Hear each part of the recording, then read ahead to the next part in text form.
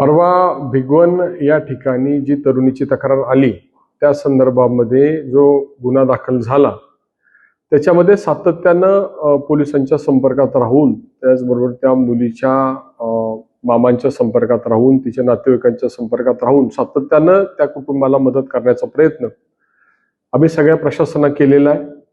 काल त्या मुलीचा शोध घेईपर्यंत दर तास 2 तासाला पोलीस प्रशासनाला तातडीनं कारवाई करण्याच्या सूचना मी स्वतः केलेल्या आहेत।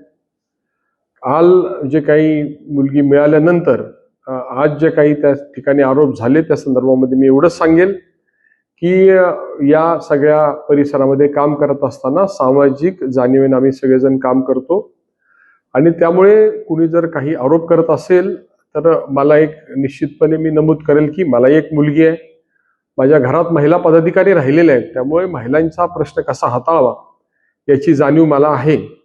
आणि कदाचित आज कोणी स्टेटस ठेवला हा जो विषय घडला त्यामध्ये कदाचित मी या विषयामध्ये मुलीच्या बाजूनं अतिशय भक्कम भूमिका घेतल्यामुळे असं केलेलं असावं असं माझं प्राथमिक मत आहे।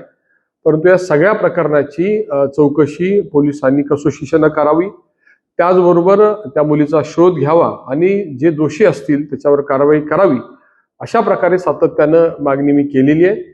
जे आरोप करतायत त्यांनी वस्तुस्थिती पहिल्यांदा तपासावी आणि मगच आरोप करावे अशा प्रकारची विनंती मी निश्चितपणे करेल।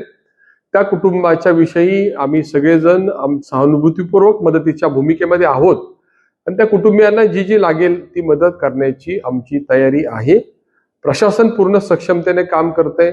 काल रात्रीपासून त्या ठिकाणी त्या मुलीची समजूतही घालण्याचा प्रयत्न हा प्रशासनाकडून होतोय आणि त्या कुटुंबाला जो पाठबळ आहे ते देण्यासंदर्भामध्ये आम्ही सगळेजण कटिबद्ध आहोत।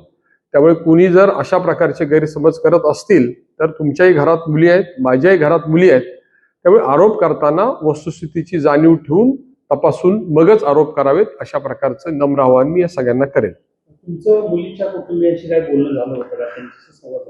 मला जशी घटना कळाली तसं पोलिसांना मी संपर्कात होतो। मुलीच्या मामा जे आहेत त्यांच्याशी मी बोललेलो आहे आणि वारंवार पोलिसांनाही सूचना केल्यात की जो तपास चाललेला आहे तो जो तपास आहे त्याची सगळी माहिती त्या मुलीच्या कुटुंबियांना द्यावी आणि सगळ्या बाजूने त्या कुटुंबियांना मदत करावी अशा प्रकारच्या वारंवार सूचना मी पोलिसांनाही केलेल्या आहेत आणि त्या कुटुंबियांच्या नातेवाईकांच्या सुद्धा मी संपर्कात आहे। तुमच्या विरोधात घोषणाबाजी केली याच्यामध्ये काय राजकारण आणण्याचा प्रयत्न केला जातो? मी सांगितलं की माझी निपक्षपाती भूमिका असल्यामुळे काही लोक दुखावले गेले असतील आणि त्यामुळे अशा प्रकारे काही लोकांनी त्याला राजकीय वळण देण्याचा प्रयत्न केला असावा असं माझं मत आहे। गोपीचंद पडळकर यांनी मोक्का लावण्याची मागणी केली होती आदर्श यांच्यावर आणि त्यांनीच तुमचा स्टेटस ठेवला, त्याच्यामुळे सगळा वाद निर्माण झालेला आहे। मुळात या कोण आरोपी आहे त्याला मी ओळखत नाही। गुन्हा भिगवण तालुका इंदापूर इथे घडलाय, मुलगी बारामतीमध्ये हजर झालेली आहे आणि त्यामुळे कुणी कुणाचं स्टेटस ठेवावं आणि त्यामुळे कुणावर आरोप करावे याचा कुठलाही सुतराम संबंध मला समजत नाही। परंतु सार्वजनिक जीवनामध्ये मी प्रत्येक गावात गेलो तर 5-25 लोकांना नावानिशी ओळखतो आणि 25 वर्ष काम केल्यानंतर प्रत्येकाचे माझे संबंध आहेत। जसे माझ्या कार्यकर्त्यांचे संबंध आहेत तशी विरोधी कार्यकर्त्यांची सुद्धा माझे काही लोकांचे अतिशय चांगले स्नेहपूर्वक संबंध आहेत। त्यामुळे कुणी चुकीचं केलं आणि जर कुणी कुणाचं स्टेटस ठेवलं म्हणून कुणावर तरी आरोप करावेत हे योग्य नाही। आपण ज्यावेळी सार्वजनिक कार्यक्रमात जातो त्यावेळी सगळ्यांनाच आपण सद्भावनेने भेटत असतो, त्यामुळे अशा प्रकारे कुणी स्टेटस ठेवल्यामुळे कुणाला आरोप करावे असं जर कोण करत असेल तर निश्चितच त्याच्यामध्ये काही ना काहीतरी राजकारण केलं जाते असं माझं मत आहे।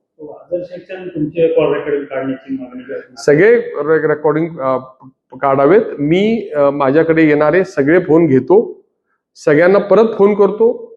माझा फोन जवळपास 14 तास सातत्यानं चालू असतो, त्यामुळे लोकांना मदत करण्यासाठी मी सातत्यानं फोनच्या माध्यमातून भेटीच्या माध्यमातून संपर्कात असतो।